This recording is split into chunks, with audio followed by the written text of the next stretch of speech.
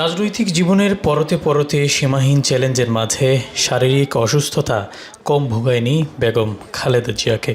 আর তার অসুস্থতা ব্যক্তিগত জীবন ছাপিয়ে হয়ে উঠেছিল জাতীয় রাজনীতির ইস্যু। কখনো রক্তক্ষরণ, কখনো সংক্রমণ, কখনো ভয়াবহ দুর্বলতা। প্রতিটি দিন ছিল নতুন এক যুদ্ধ। বছরের শুরুতে উন্নত চিকিৎসার জন্য আনা হয় লন্ডনে। এটি ছিল দেশের বাইরে সবশেষ সফর। তার সেই স্মৃতি কাঁদাচ্ছে যুক্তরাজ্য বিএনপি নেতাকর্মীদের। ভুলতে পারছেন না তার প্রতি টান, কাছ থেকে দেখার স্মৃতি। সর্বশেষ তাকে বিদায় জানানোর দিনে বিমানবন্দরে আমরা জমাবেত হয়েছিলাম। সকল নেতাকর্মী থেকে হাস্যমুজ্জ্বল থেকে আমাদের হাত নেড়ে অভিনন্দন জেনেছিলেন। আকর্ষণ নেত্রী ছিলেন, গণতন্ত্রের মাথা হিসেবে উপাধি পেয়েছে।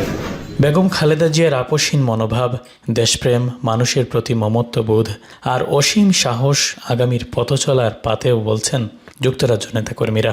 ওনার আদর্শকে বুকে লালন করে আগামী দিনে জাতীয়তাবাদী যুবদলের প্রতিটি নেতাকর্মী তাদের কার্যক্রম, তাদের পথ চলা অব্যাহত রাখবে। কীভাবে অন্যায়ের কাছে বুক উঁচু করে দাঁড়িয়ে সেই আন্দোলন সংগ্রাম চালিয়ে যেতে হবে, আমরা যুবদল ওনার কাছ থেকে আমরা শিক্ষা নিয়েছি।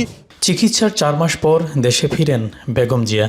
সব চেষ্টা ব্যর্থ করে মঙ্গলবার ভোর 6টায় চিরবিদায় নিলেন এই সংগ্রামী নেত্রী। সাবেক 3বারের প্রধানমন্ত্রী বেগম জিয়ার মৃত্যুতে শোকাহত কমিউনিটি।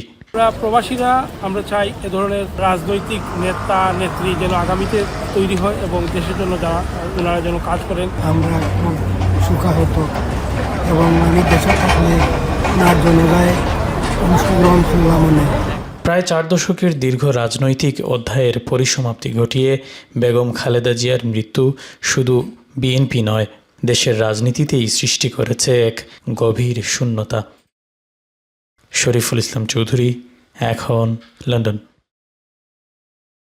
4 গুণ শক্তিশালী এনজাইম ও অধিক ফেনা সমৃদ্ধ অরিক সিলভার ওয়াশ মাত্র 70 টাকায়।